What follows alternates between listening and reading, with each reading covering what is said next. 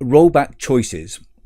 Now, letters, or rather emails or messages, have started being sent to teachers who have done overtime in the remedy period.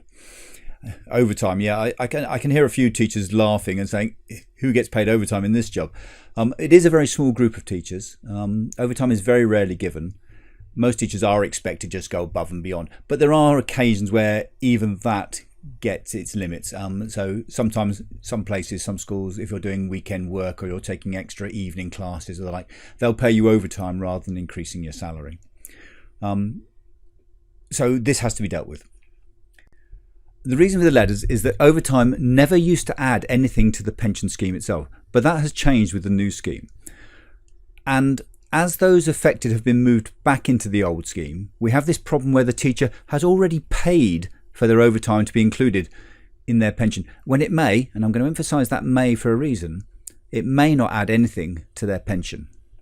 So overtime does get added to the career average scheme, but it does nothing for the final salary scheme. So you paid for it to be included whilst you were in the career average scheme, but now you've been moved back into the final salary scheme. You've paid for something you're not going to get, or are you? And this is the point that I think it's worth telling you, that I am getting quite irritated by the tone and the content of the message that's been sent out.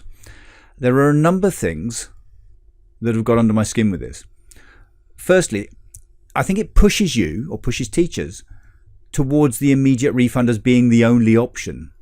And then I also think it doesn't tell you what you may be giving up if you take this immediate refund. So before I explain what I mean, before I show you why I'm a little bit angry, let's take a step back and see what your options actually are. The problem exists because you paid for something that counts in the career average scheme. That is, you paid about 10% of your salary, and you were promised 1.75% when you retired. That's the 157th as a percentage. However, if you're in the final salary scheme, you'd be getting nothing for that. You'd be getting nothing for the fact that you've paid the 10%. So we come to the point of the letter. If you end up opting for the final salary scheme for the remedy period, then you will have paid for something that doesn't exist in this scheme. And as a result, you will get a refund. I'm emphasising will. You'll see why this is the crux of why I'm angry at this point. If you opt for the final salary scheme when you retire, you will get a refund. Now, you'll get a refund now, or you'll get a refund later. And this is the thing I think is missing from the letter. Because if you were to choose the career average scheme for the remedy period, then you've paid for the pension based on overtime, and it will be counted in the pension at that point. And that brings me to the problem. It doesn't tell you what you may be missing out. If you take the refund now and choose the career average scheme later, you are going to miss out.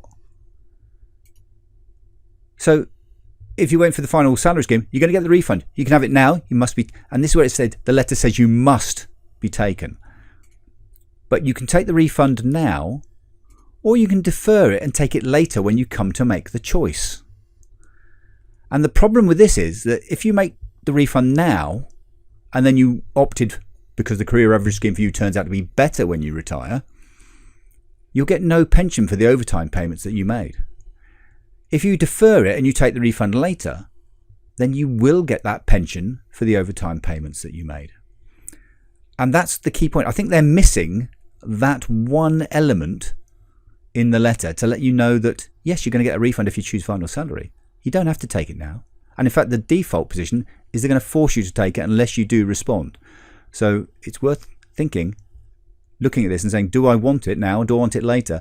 Because if you want it later, you've got to take action within 6 months.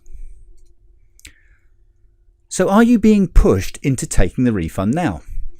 And I think you are. I think the language being used in the letter and the lack of information about the value of the pension in the letter is leading and directing most people into taking the refund now. Let me show you what I mean.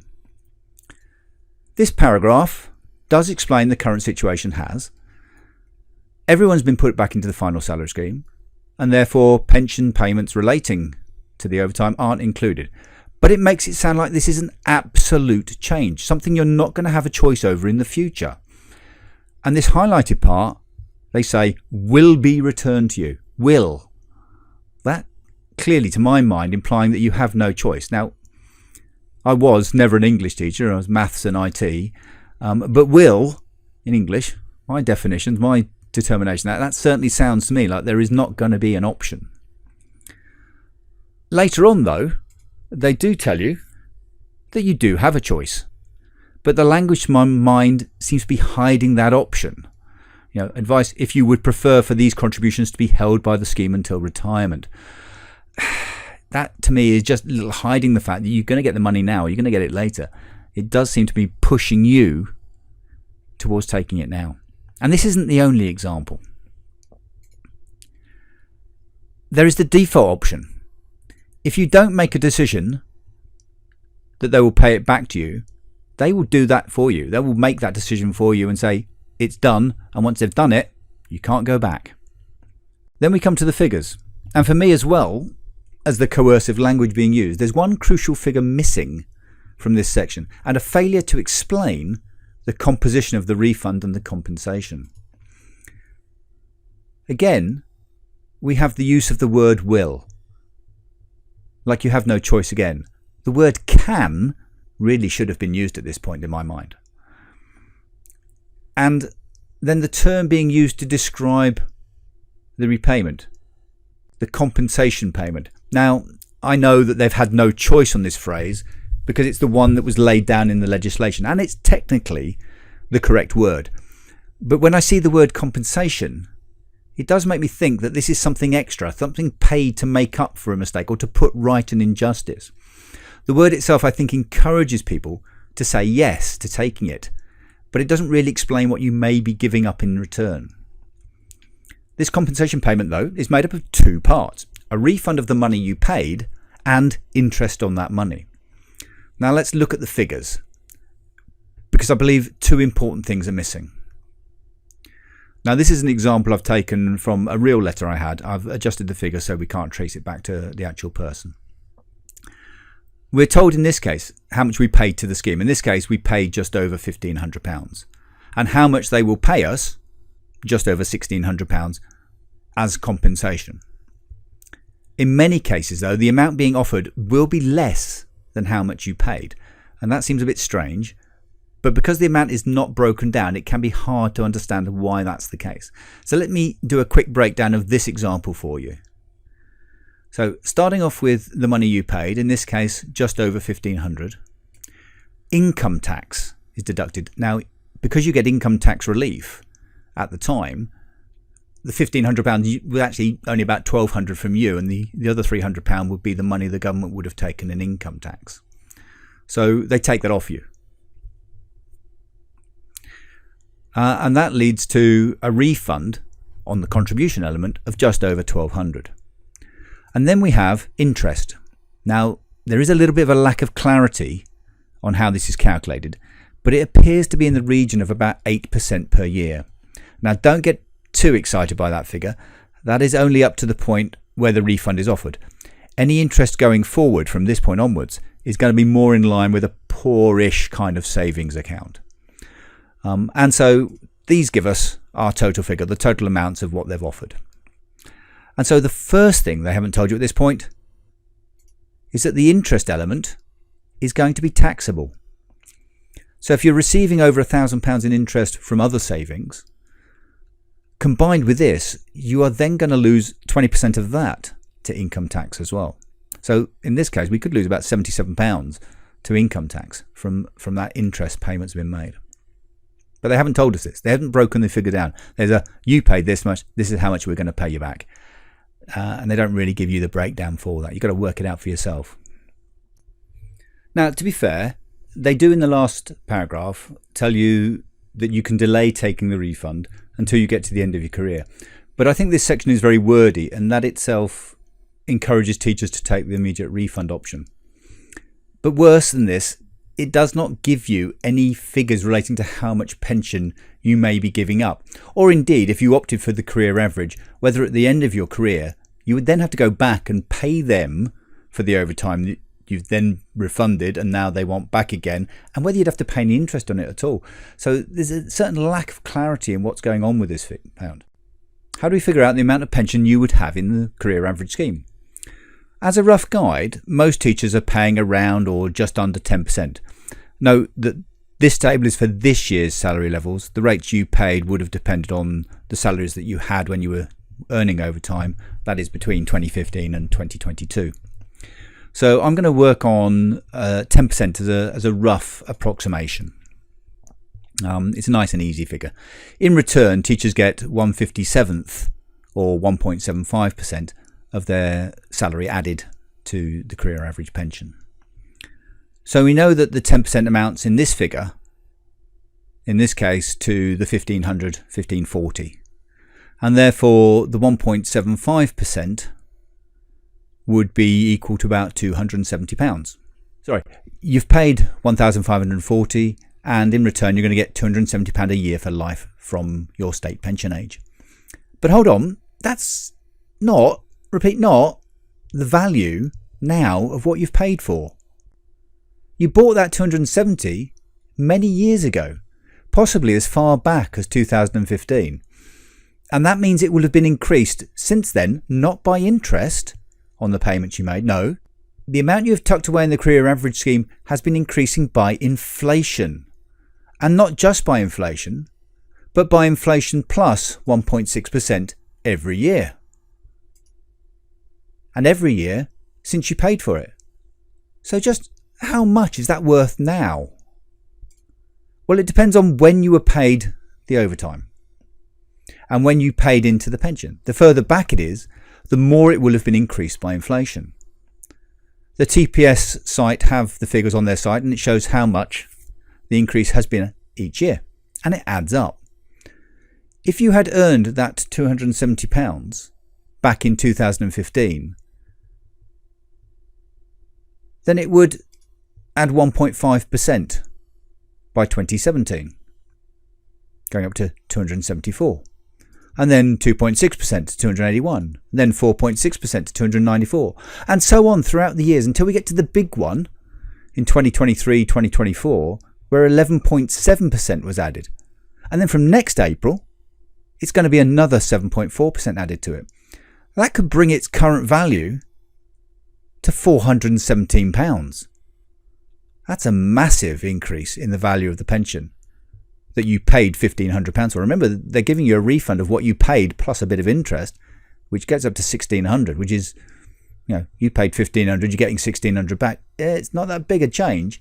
And yet what you put into the career average pension, what your career average pension has gone from, if you did this right the way back in 2015, is 270 up to 420. We're talking at least 50% more compared to the £100 more you're getting in the refund. So, that's a little unfair. Overtime would probably not have all been earned in 2015. So that is an extreme example. So let's look at the other extreme and not compare that 417. That's one extreme. Let's look at the other extreme. What happens if you earned it all at the end of the remedy period, if you earned it all in 2020-22? Well, yes, it's less, but it still gets that big 11.7% increase in 2023, and it's going to get the 7.4% increase next April. And that's my point. Nowhere in the letter or the messages have they told you how much you may be giving up. Remember, this is dependent on you choosing the career average scheme when you finally retire. So if that's something you may be looking at, you may be considering, then you've got to really worry about how much you might be giving up to get that little bit of money back now.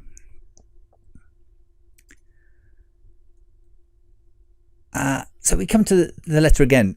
They tell you it will be refunded, that your contributions for the overtime will be returned to you, that because your remedial service has been put back into the final salary scheme, your overtime will be returned to you. The tone of the letter really is, really pushing that you have little choice in this matter. Now, to be fair, believe me, I do try to be fair to the administrators of the pension scheme. It's not their fault the government messed this up.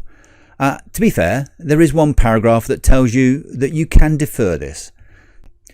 Remember, you have the choice when you retire of deciding which scheme your remedy service gets put into. And it's that choice that determines if you get the refund or if you get more pension from that overtime work.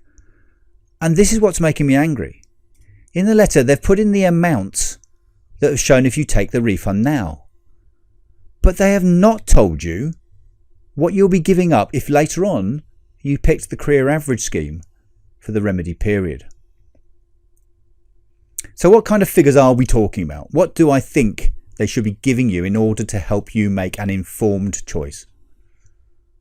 I'm going to use the example. So I'm going to use the example that I had. It's the only one I've got to give you some sort of idea of the numbers. I mean, the figures should be proportionally about the same. Of course, it does depend how many years ago it was the overtime was paid.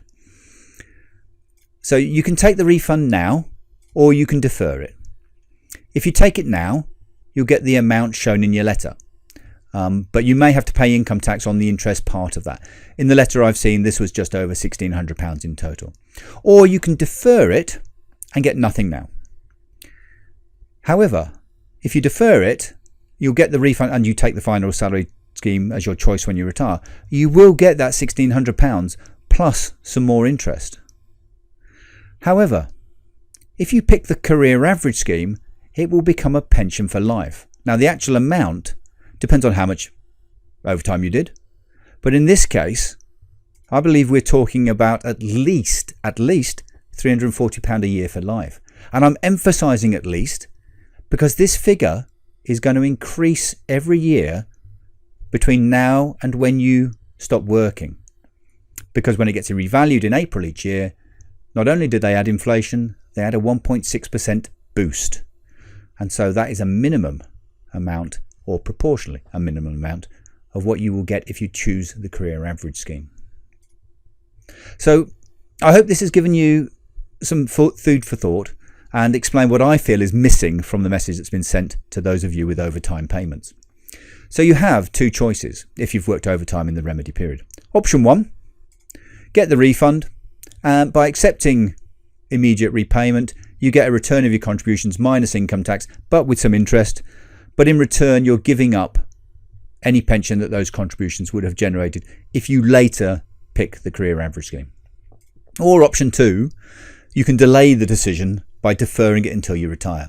And at that time, if you go with the career refund as you had got before, with a bit more interest, again, taxable interest admittedly, but you're going to get it later, possibly when your income's lower and so you may not be paying quite as much interest rate. Or if you choose the career average scheme, you're going to be getting that pension for life based on the payments you made between 2015 and 2022. So I hope this has helped you make a more informed choice, and I wish you good luck with your retirement planning. You're probably going to need it.